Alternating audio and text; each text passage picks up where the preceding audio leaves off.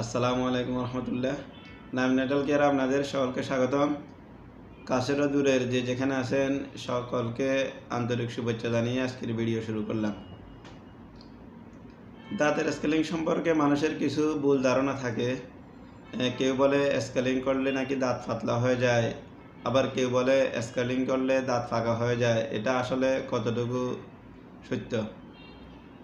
আমাদের চেম্বারেও দেখা যায় কিছু পেশেন্ট আসে, ডাক্তার যখন ডায়াগনোসিস করে ওনাদেরকে স্কেলিংয়ের পরামর্শ দেয়, তখন ওনারাও প্রশ্ন করে যে স্কেলিং করলে দাঁত ফাঁকা অথবা পাতলা হয়ে যায় কিনা। তো আপনাদেরকে জানতে হবে আসলে স্কেলিং জিনিসটা কি। মূলত সহজ কথা, স্কেলিং হচ্ছে আপনার দাঁতের মধ্যে জমে থাকা যে পাথরগুলা, যেটাকে আমরা ক্যালকুলাস বলি, এই দাঁতের গোড়া থেকে ক্যালকুলাস অথবা পাথরগুলা একটা আল্ট্রাসনিক ডিভাইসের মাধ্যমে পরিষ্কার করার যে পদ্ধতি প্রক্রিয়া, এটার নামে আসলে দাঁতের স্কেলিং। এই পাথর যখন দীর্ঘদিন থাকে তখন তো আপনার পাথর থেকে দাঁতের রোগ জীবাণু কিন্তু শুরু হয় বেশিরভাগই। তো আপনারা এখানে ছবির মধ্যে লক্ষ্য করে দেখবেন যে ওনার দাঁতের মধ্যে কি পরিমাণ পাথর। এই পাথরের কারণে ওনার দাঁতের যে ফাঁকা জায়গা ছিল, যে স্পেস ছিল, এই স্পেসটা টোটালি ফিল আপ হয়ে গেছে।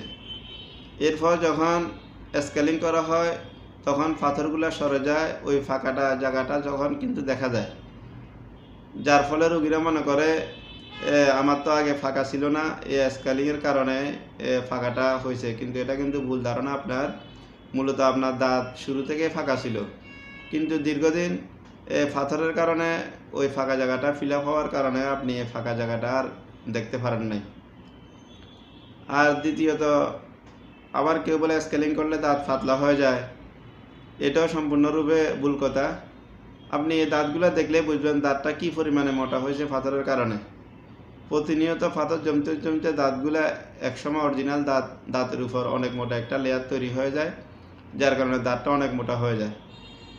তখন যেদিন আপনি স্কেলিং করেন ওই দিন যখন পাথরগুলো সরানি হয়, পাথরগুলো দাঁতের উপর থেকে চলে যাওয়ার কারণে আপনার কাছে মনে হবে যেন দাঁতটা আসলে পাতলা হয়ে গেছে, কিন্তু মূলত এটা আপনার ধারণা সম্পূর্ণ ভুল।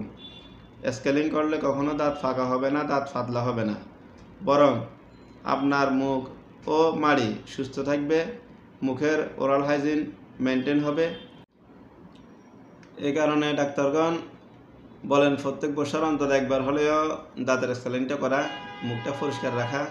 এতে করে আপনার ওরাল হাইজিনটাও মেনটেন হবে, আর আপনি মাড়ির ও দাঁতের বিভিন্ন রোগ থেকে মোটামুটি মুক্তি পাবেন। তো আমাদের এখানে অভিজ্ঞ ডেন্টাল সার্জন দ্বারা মুখ ও দাঁতের সকল প্রকার চিকিৎসা সেবা প্রদান করা হয়। আমাদের ঠিকানা হচ্ছে Naim dental care, Feni plaza, চতুর্থ তলা, টাং রোড, ফেনী, বড় মসজিদের একটু উত্তর পূর্ব পাশে। স্ক্রিনে দেওয়া ফোন নাম্বারে আমাদের সাথে যোগাযোগ করতে পারবেন।